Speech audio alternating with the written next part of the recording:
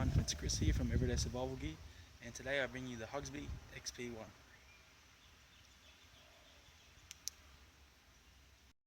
Alright guys, in my hand I have the Hugsby XP-1.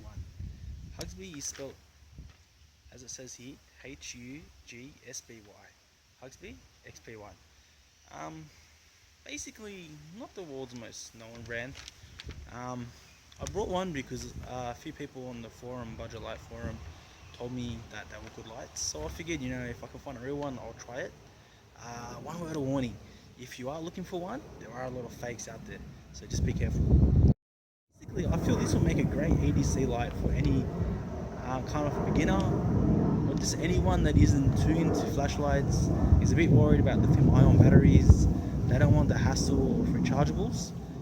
It's a great little AAA light, even a budget light. To get it here in Australia shipped, you can usually pull it for about under $20. So for that price, it cannot be beaten for its quality. I'm just going to run over some specs quickly. It runs on a Cree XPE R3. Basically, all these smaller flashlights that you're going to buy are pretty much either going to run on an R3 or an R5 Cree XPE. They're almost the same ones. The R5 is a little bit newer. It doesn't really make a difference. A lot of them still run on the R3s. Great LEDs, great for power consumption, and very bright for their size. The switch is located on the back here, and it's a clicky switch, and it's resets inside the flashlight itself. So you're not really gonna push it on. See, I'm pushing down on it there. You're not really gonna turn it on unless you push it in. So if you have it inside your pocket, inside a bag, or whatnot, there's a good chance that this light isn't gonna turn on at all. Runs on one AAA battery, as I've already said. As with any lights like these, they do still use a lot of power. 100 lumens, if not more, is a lot of power for any sort of battery. So just to run it on one AAA, it's still a lot of power. You might want to use something like a Sanyo N-Loop. That's going to give you a little bit longer run times. It's got all your standard features of a more expensive flashlight. It's got a glass lens, aerospace alloy it's made out of. Beam distance is about 50 meters, if not a little bit more. You might be pushing somewhere about 80 meters, to be honest, 60 meters, somewhere around there. It's got a pocket clip, but the pocket clip is non-removable, so it's always stuck on there. You can see that there. You can't take it off. It's like welded on there, glued or welded, I'm not sure. Somewhere around those lines. So where it's different from a lot of other lights is the lens. The lens is an orange peel, aluminium texture reflector. So that's a bit more fancy than what you would find on most budget lights. The beam that comes out of this is very nice. I'll show you in a minute. When it gets darker, I'll take it outside and we'll see how it goes.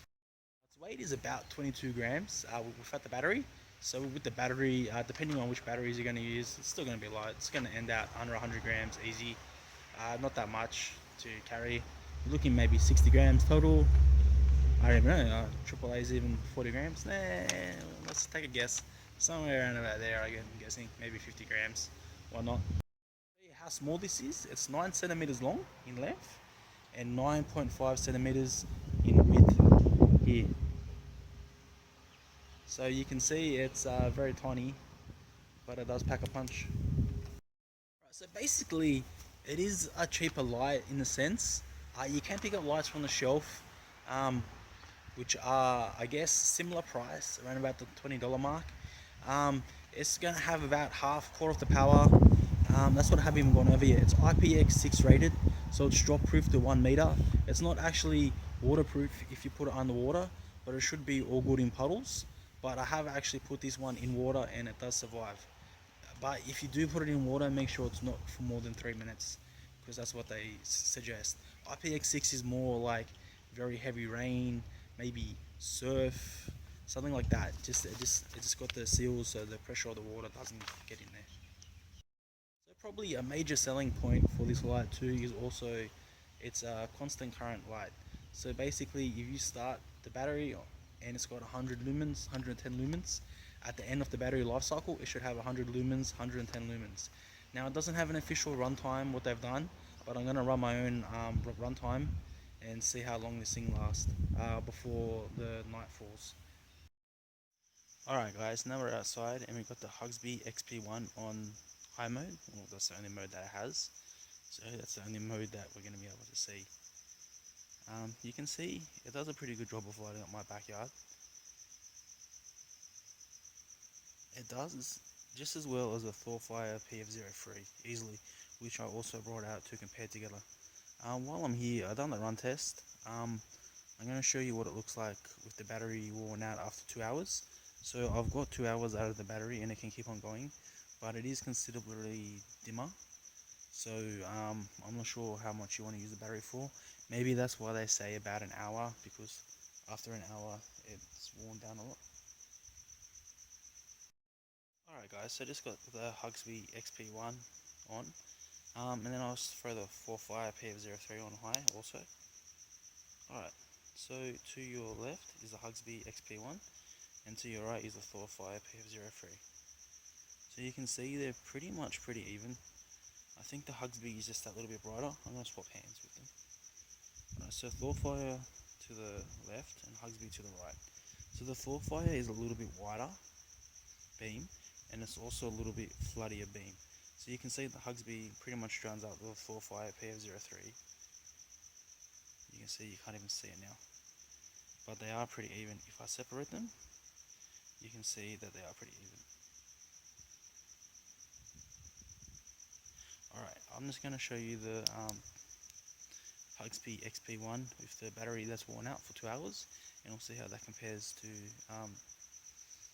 this battery here. Alright guys, I'm not sure how well you can see that. There is a difference in it. It's not a huge difference. Obviously, I don't know how well you guys can see that, but it still does a pretty good job of lighting up my backyard, and that's after running this battery down for 2 hours. So it's still more than usable easily.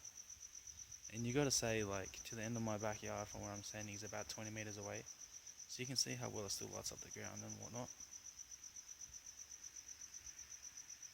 And that's with the battery used for 2 hours. So this would make a great ADC light.